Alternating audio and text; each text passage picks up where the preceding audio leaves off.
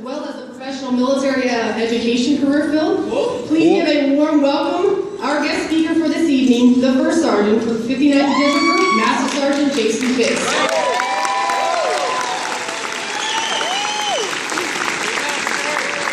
First applause is free.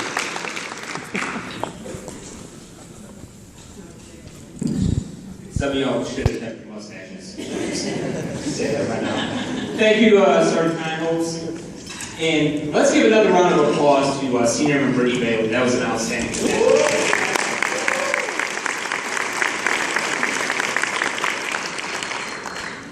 Well, good evening. General LaBruta, Chief Perry, Commanders, Chiefs, First Sergeants, Supervisors, family, friends, and most importantly, the graduates of Class 14-3.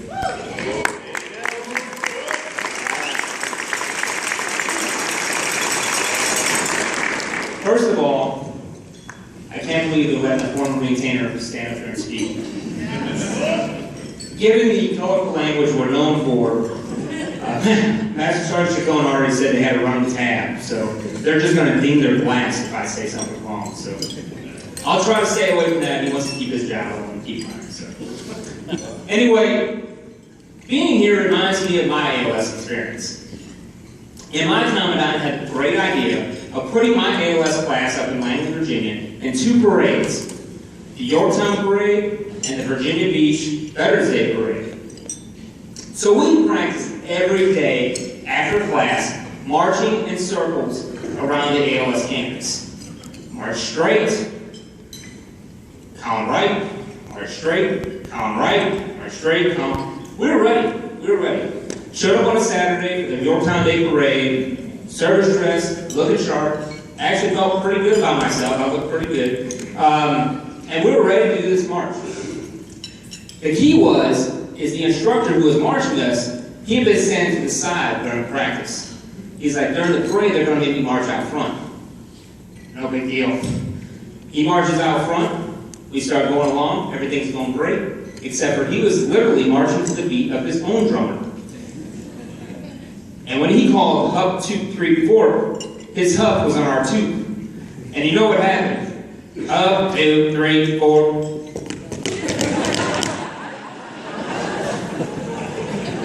This happened about 4 more times. There were kids in the freaking audience going, left, left, left. I was ready to run home. The good thing is we had another week, and we got to go do the Virginia Beach Veterans Day Parade. We get down there, full service dress again, looking sharp.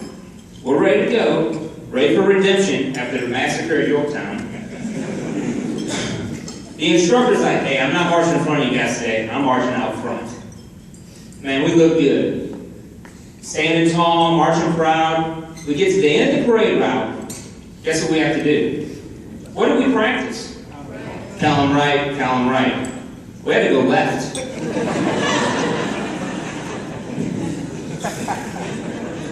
So, column left, arch, train wreck. Everybody,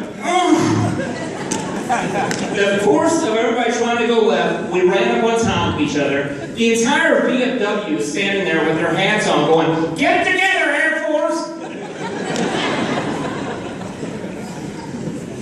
So, I still had a good experience at ALS, and hopefully you guys did too. Supervisors, leaders, these airmen are going to come back to you motivated after learning what they've learned. They're going to come back ready to serve their organization and serve their airmen. So put them to use, because they're ready. Speaking of that, that's what I want to talk to you guys about tonight, is service. You know, JFK said what? Ask not what your country can do for you, but what you can do for your country. And I think we got it messed up nowadays. If you go around this country, or go around this world, there's no customer service. It's a what have you done for me lately kind of society. Everybody wants to do something and expects something in return. And unfortunately, sometimes we got it backwards in the service too. We forget that's what it's called, is the service. We're here to serve our country. 0.5%, that's the amount of people serving in the military today out of the American society. 12% served during World War II. We're at a time of war still. You're the few, and to borrow an expression, the proud. You guys decided to take on something greater. You decided to take on serving your country. But I still hear rumblings in the force today of some airmen saying, it's just a job. They don't feel like they really contribute to the mission. They come to work, they do a little work, check Facebook. Do a little bit more work, Facebook. Hurry up and finish your job so they can go home and check Facebook. And then tweet out what they did during the day. That's not what it's about, folks. So a couple weeks ago, I had lunch with Chief Galen, humble brag, and he told me when he worked for USAA, he used to wear an imaginary button on his chest. And he said, Jason, it said, what do you get paid to do? And when you think about that, we all are getting paid, and we're getting asked to do something. And that's to do something greater. That's to serve our country. That should motivate you right there. When I worked on the flight line, we called everyone a nonner. Anybody heard that term? Raise your hand if you heard that term. If you didn't raise your hand, you're a nonner. But as I left the flight line, went to PME, and then worked as a first sergeant, I realized that could be further from the truth. Everyone here contributes to the mission. You guys are all important and vital to the mission. And I want to read you a quote. General John Bessie, retired former chief of staff, the chairman of Joint Chiefs of Staff, said, "The ultimate test for the armed forces is the survival of the nation, but the service of every sailor, soldier, airman, marine, or Coast Guardsman is tested in less awesome ways every day. It's the sum of the performance of all their members that defines success in the armed forces. There's no degrees of importance to the service you perform. Whatever duty it is important. So whether you're cleaning teeth, guarding the gate, or making sure somebody's finances are correct, you're vital to the force. We wouldn't have your job if you weren't. How do you serve better? I tell you what, you have to serve yourself. You guys are sure you're stupid that serves before self. No, I get it. I have the book in my office. But hear me out for a second. It's not selfish. You have to serve yourself. There's a saying by Rick Warren that goes, the moment you stop learning is the moment you stop leading. And if you want to be a leader, you have to learn. You have to invest time in yourself. When I taught at the NCO Academy, I would have technical sergeants come up and they'd say, Sergeant, I never wrote, or not Sergeant, but Sergeant Fitz, I've never wrote an EPR before. Matter of fact, I don't even know how to write a bullet. I get it, circumstances may preclude you from supervising people as a tech sergeant. But you know what? They didn't preclude you from learning how to write bullet statements. You have to seek out to develop yourself. Go out. You know what? PME comes along. Don't wait for somebody to tell you gotta go to PME. Say, hey, I want to go to PME as soon as possible. Don't wait for somebody to say you need to get your CCF. Go get it. Don't wait for somebody to say you need a college education. Further your education. Become the best you can at your job. And you know what? Try to forecast and look at those future challenges you may face. You never know what you're going to have to do a column left. It's natural for people to follow leaders that are stronger than them. Become that strong leader. Become that person that your folks want to follow. But you know what? John Maxwell said, people don't care how much you know until they know how much you care. So the last thing I want to leave you with is serve your airmen. The responsibility of every leader in here is to develop those below them. Chief James the other day at a promotion ceremony was saying to a newly promoted chief, these stripes are no longer yours. They belong to everyone else. They help you serve those below you. I would argue that pertains to every leader in here and every potential leader in here. You're not given a position to give you the right not to take the trash out anymore. You're given that position and that power so you can help those below you. You need to further develop them. How do you do it? Get to know your airmen. I know you heard it over and over again, but why? Well, why is because once you get to know your airmen, it's not so you can find out where the good parties are on the weekend. It's so you can figure out what their actual behavior is. And when behavior changes, you know you can jump in and act and help them out. My former commandant always told me, Jason, I can't get you out of trouble, but I can keep you out of trouble. What he meant by that was, once he sees behavior change, he can get in there and he can help me out. The other thing you need to do is you need to really help your airmen, like I was saying. I had a staff sergeant call me last week, and she said, "Sure, I got an airman, can't get this dorm." So I got up, I was like, "Where's he live?" I'm starting to put my uniform on, I'm gonna go help him out. She said, "No, I got it. I already got the dorm manager up there, I got somebody to check on him, and I'm going up there right now to check on him. I just want you to be aware of the situation." She gets it. Don't pass the buck to your supervisor on something you can do. Don't look at the shirt to solve everything. I'll step in when I have to, but you know what? When I was supervising folks, I took pride in supervising my airmen. The next thing is recognize your folks. It's important to recognize your airmen. A lot of us miss that boat. It's a pain. I gotta ride a 1206. You know, that's part of your job. I had a staff sergeant a month after I became a SHIRT say, "Sure, we have a Diamond Shark program." I said, "I don't know what that is." It's on the marquee when you drive in the base. It says Diamond Shark. I want to recognize an airman. Can I recognize an airman? Yeah, I'll look in. She's like, "So, do we have one?" We do now. You know what? A chief didn't call me, a superintendent, a senior NCO, a commander. Nobody called me and said, "Sure, we need to start a program." A young staff sergeant called me because she wanted to recognize her airman. That takes courage. I had never done that as a staff sergeant. But she called me out, and guess what? This month, I have 3 squadrons, we have 3 Diamond Shark winners.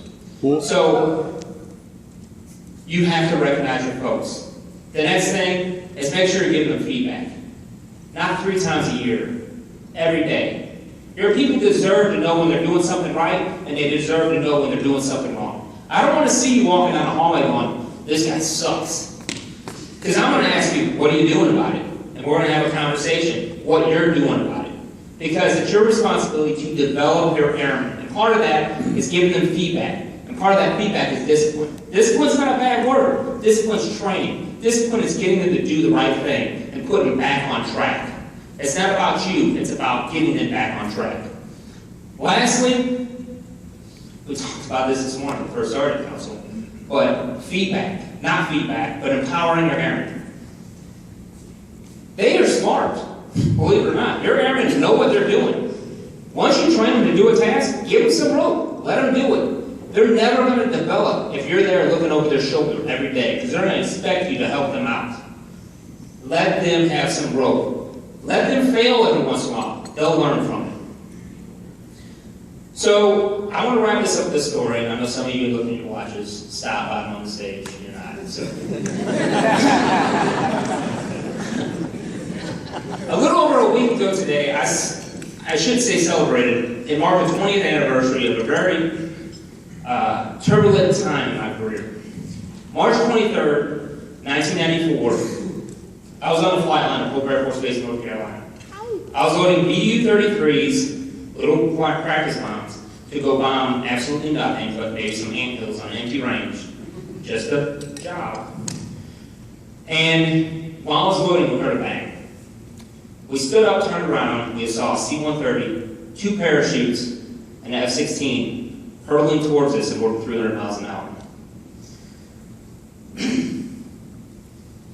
As the F-16 closed in on us, we couldn't do anything but duck.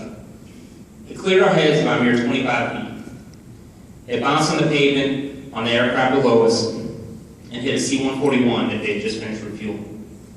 Behind that C-141 were 287 airborne paratroopers. 23 of them were killed, over 100 were injured. The initial reaction of us, to be honest with you, was to run towards the fire and see if we could help. After we realized how big the fire was and we could do nothing about it, we started clearing the line. There were some construction workers out there that kept jackhammering away, but we told them, get off the line. There could be hydrazine and other dangers. I obviously went home very shook up. And I called my parents to tell them I was okay. After all, it was on CNN, it was all over the place. It's the worst peacetime disaster we have had in this country with military aircraft. I called my grandfather after I called my parents, who flew 26 missions in the B-26, was shot down twice, and a POW during World War II. We shared a common bond, serving in the military. I My grandfather wrote me a letter that very same day. If you guys have never seen a handwritten letter, I wish I could put a picture of it. If it was a text, I would have deleted it. But I want to share with you part of this letter. March 23rd, 1945, my life was spared for a second time on my last and final mission over Heidelberg, Germany, 49 years ago this same day. So, dear grandson, again, we must give God the credit for saving the life of a member of our family and the lives of your other brothers in arms. Jason, the sense of military reasoning and knowledge of logistics of military science concerning the training and movement of troops in war or peacetime gives no guarantee that there will be no casualties as such. When there are, we must attribute them to the fortunes of war and the price of training to be the best. So I ask you today, serve your country. It's important. And because what we do has a high cost, I ask you to make sure that you are training yourself to be the best. Not just for your everyday training, but through those future endeavors that may cross your path. And leaders, your job in here is to develop your airmen to make sure that they follow suit. Thank you.